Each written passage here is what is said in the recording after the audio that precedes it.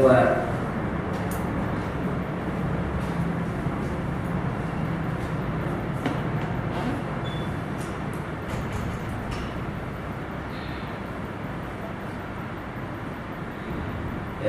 المرة اللي فاتت احنا فاكرين ان احنا اتكلمنا عن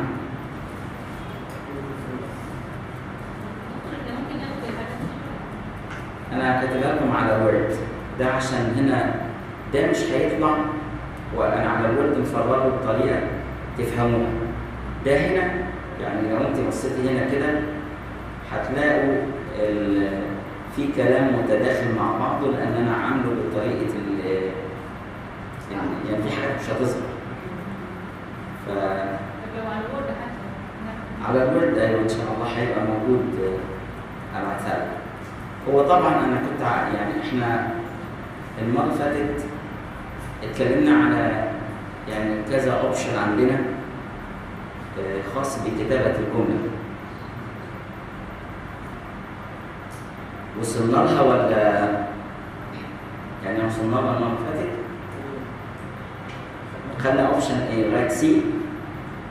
يعني الاوبشن انا نشوف كده نبص على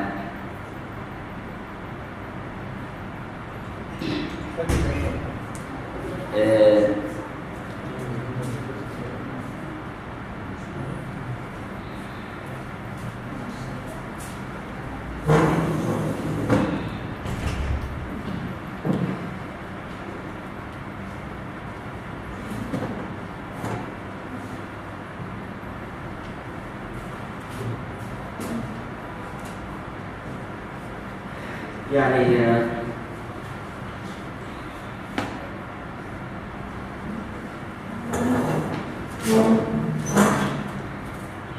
I'm teaching you the English language, not as a spoken language. يعني أنا لما بدرس اللغة الإنجليزية ولا سيما الناس اللي هم سيتم إعدادهم لمسألة الترجمة، فبنتقي بعض الأشياء اللي هي تفيد في مسائل التراكيب في اللغة. يعني إذا كان حد عايز يعرف يعني بعض البرامج الموجودة على اليوتيوب لتعلم اللغة الإنجليزية دي سهلة، نقول له الطريقة إزاي، ولا سيما بالسبوكن إنجلش. يعني بشوية حاجات كده توجيهات أقول لكم عليها ممكن كنتوا يعني تجيدوا اللغة الإنجليزية. بس أنا ما بحبش يعني مسألة إن الواحد يبقى زي البغبغان يقعد بقى في الكلاس. ده يتعمل في البيت اللي هو أبقى أديكم أنا طريقة لمذاكرة اللغة الإنجليزية كلغة سبوكن لانجوج، لكن أنا بتكلم على لغة تخدم الكتابة في مسألة إن أنا يعني هيواجهني ترجمة مثلا. إحنا عندنا في منهجنا في ترجمة. العلة في مسألة الترجمة إن أنا ما عنديش طريقة بناء الجملة في اللغة الإنجليزية. طريقة بناء الجملة في اللغة الإنجليزية لها فرايتي عالية جدا وكتيرة جدا. وبس مش كده، لكن هي كمان تفيد في حاجة، إن أنا لو أنا عندي نص مثلا زي النص اللي قدامي كده وأقول لكم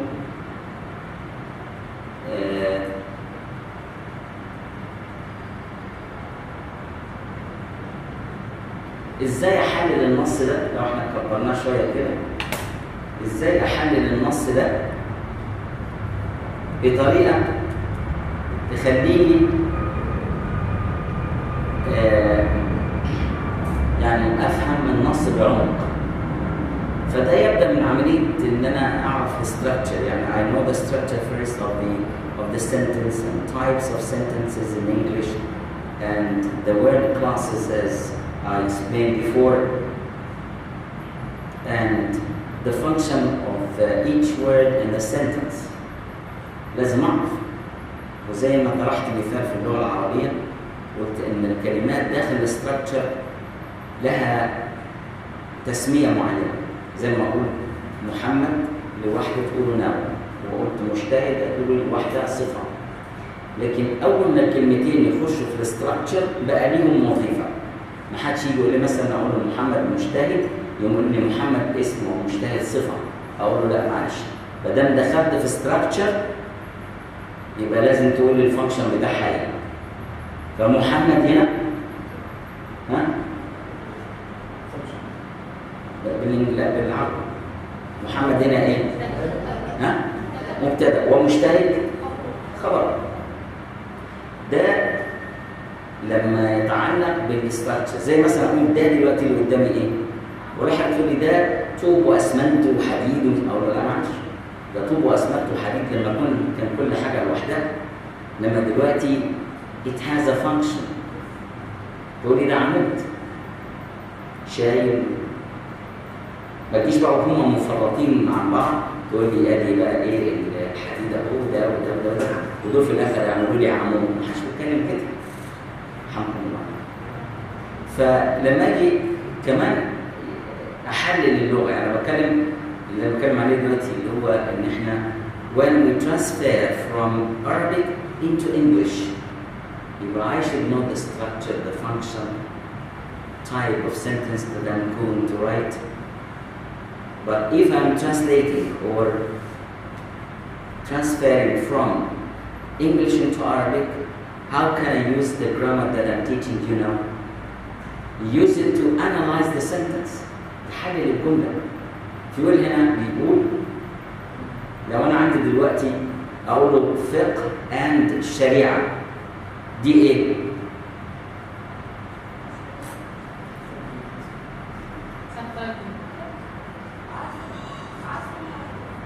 خلي بالك الواحد مننا كشخص له عدة يعني أسماء أو ألقاب مثلا، زي إيه؟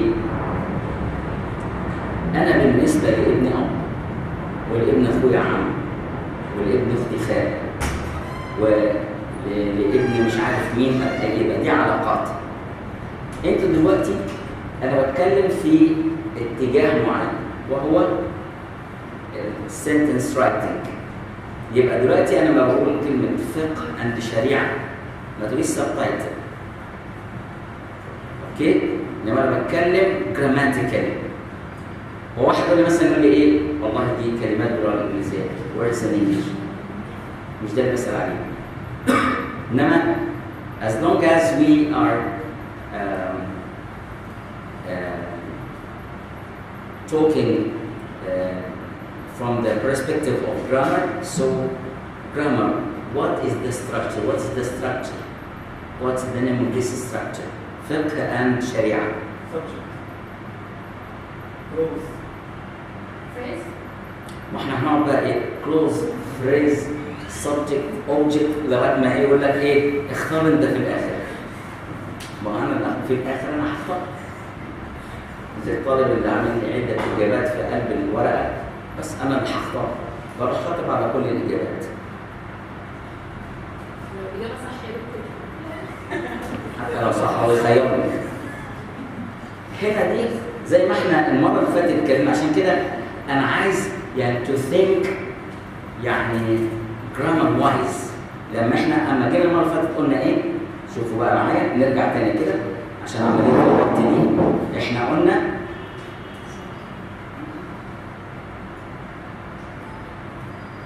قلنا بنتكلم على writing sentence و compound sentence. اوكي؟ وقلنا phrase and clause. فقلنا what is a phrase?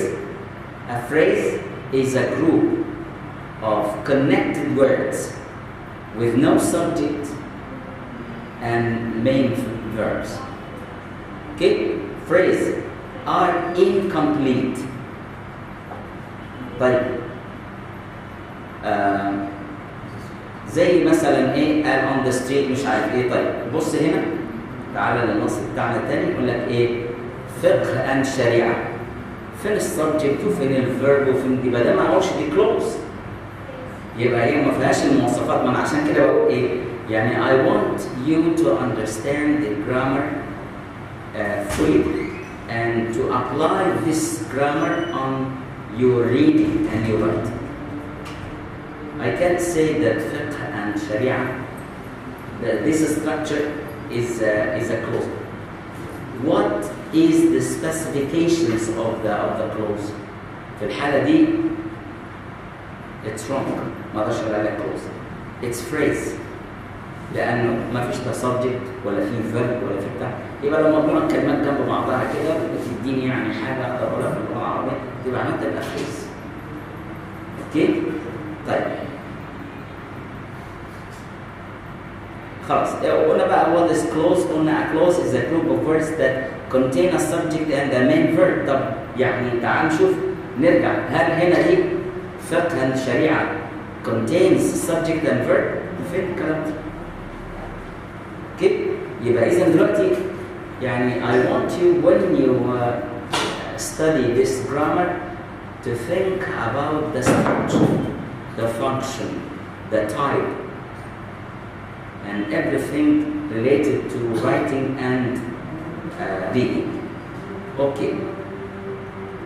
I'll be back here to the point. You remember that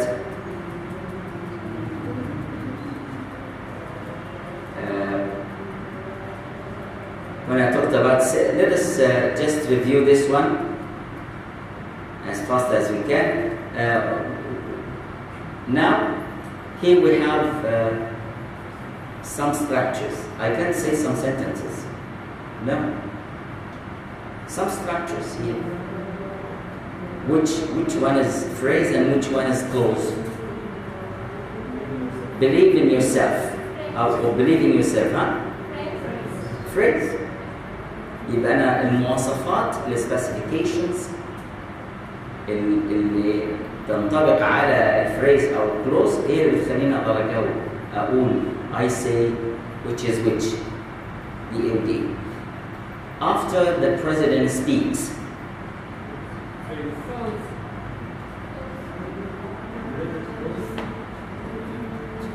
After the president speaks. Huh? إيه؟ أيوه خلينا بلاش النوع دلوقتي، أنا بحب أتدرج. مش عايز أنا بعد كده هقول إيه النوع، فخلينا نقول إيه مرحلة مرحلة. فريز ولا كلوز؟ طيب. نشوف كده نجرب. الأولانية فريز صح. والتانية عشان في president وفي speaks يبقى دي إيه؟ Close. طيب. The teacher always comes prepared. طيب. دي close. Before the examination. Phrase. Why Mona Lisa is smiling? Close. The Alps are breathtaking. Close. بعد كده بقى هنشوف الكلوز الفريز هيبقى فيه انواع. Do we have يعني types of phrases? But we have types of clauses. The first one is dependent or independent. The first, I'm not talking about the number one. The first one as a clause.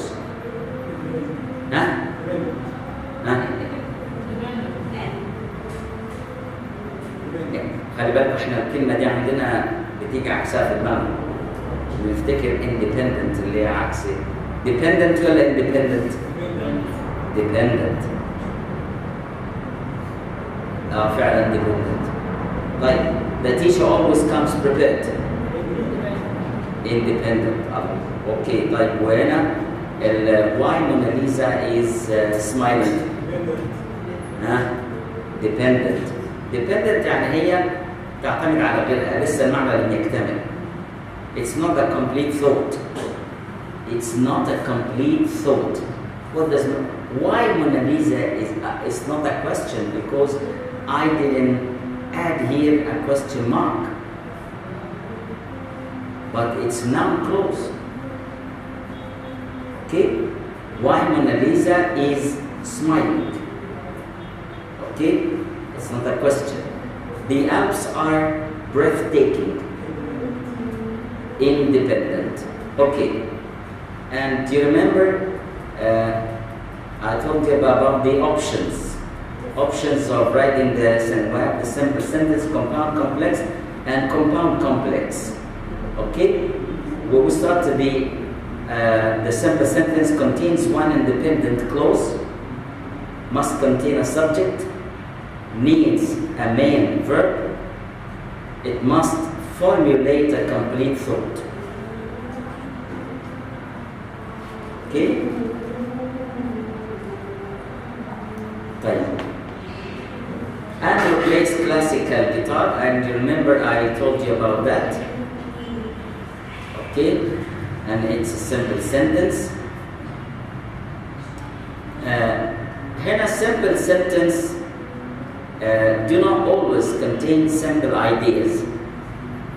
يعني هنا مش لازم ان انا اقول ان عشان تبقى simple sentence تبقى simple idea. No. Maybe we have different or various ideas in a simple sentence, but we don't have, or we have only one structure, which is simple. Okay, the economic collapse of 2008, all that is what is the subject. The economic collapse of 2008. But I want to ask about where's the head word? ايه الهيد وورد دي؟ الهيد وورد اللي هي الكلمة التي لولاها ما أتت كلمات أخرى.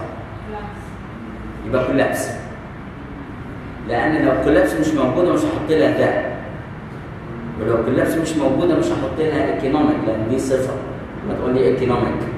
هو إيه يعني ايكونوميك؟ What does it mean؟ هو إيه اللي ايكونوميك؟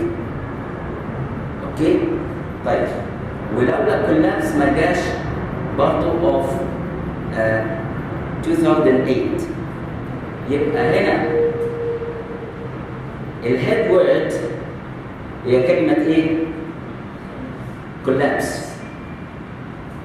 All what comes and describing the head word or adding extra information, it's a modifier. What does it mean modifier? modifier معناها واصف أو معناها يعني بس قال وصف ليه من الصفة لأن الموديفاير ممكن يجي نوع من الكلمات لكن ما يكونش صفر مش شرط يكون صفر. فاحنا بنقول إيه؟ إنه that is a modifier to collapse. modifier يعني هو يعني عدلها من النكرة إلى المعرفة. طيب economic, then I know the type of the collapse and it's an adjective.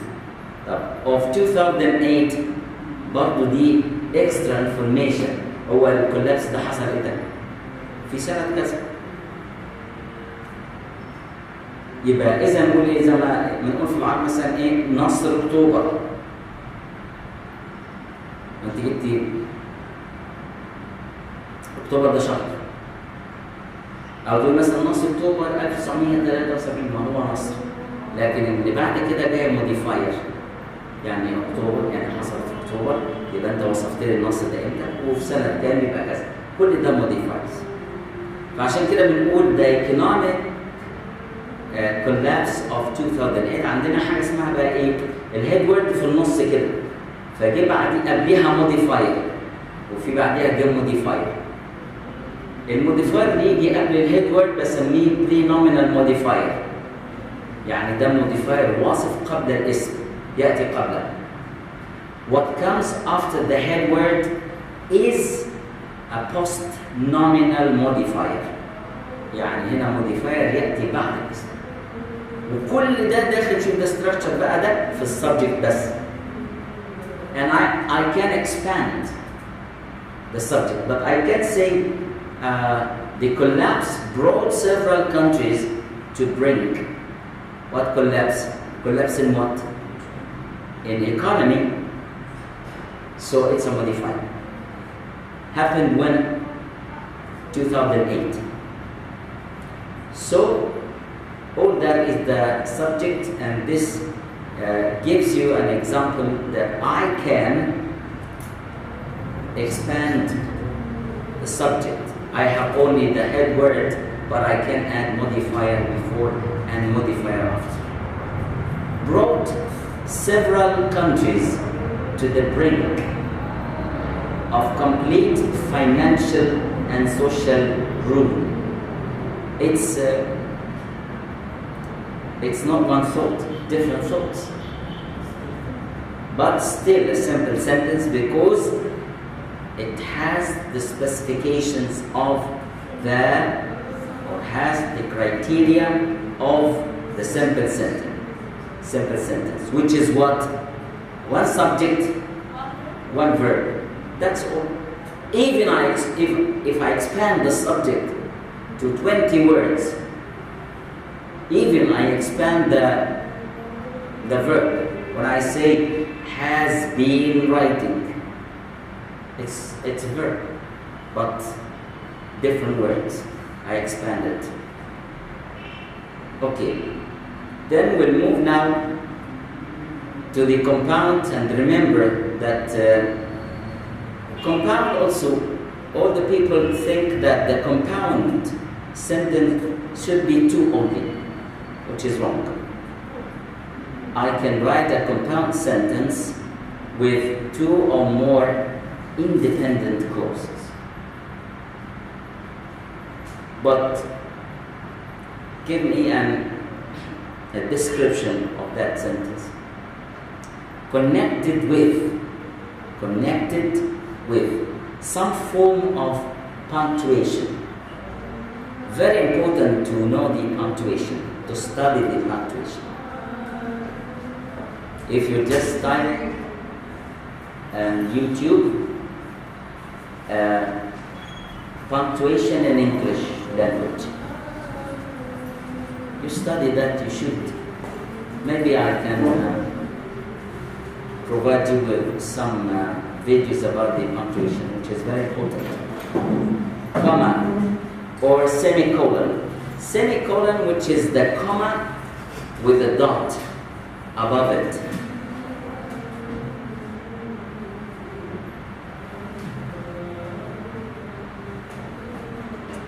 Or linking word.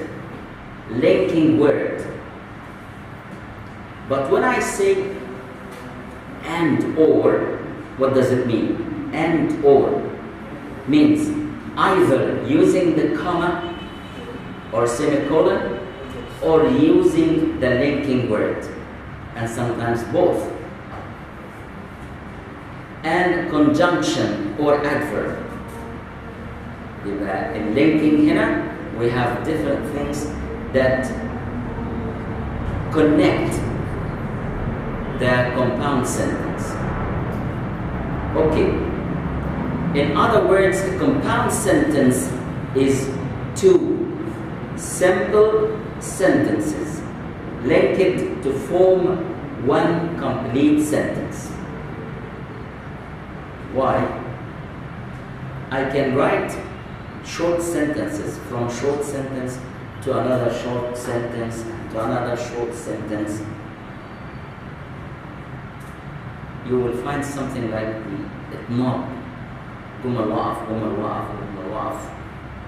But it's preferable to link them together. Okay, if you have the chance to do that. And option one, as you remember last time, two independent clauses joined by a comma and a coordinating conjunction. We should know the coordinating conjunction. What are the coordinating conjunctions? مجموعة في كلمة fanboys. يعني fanboys, here we have, this is an acronym.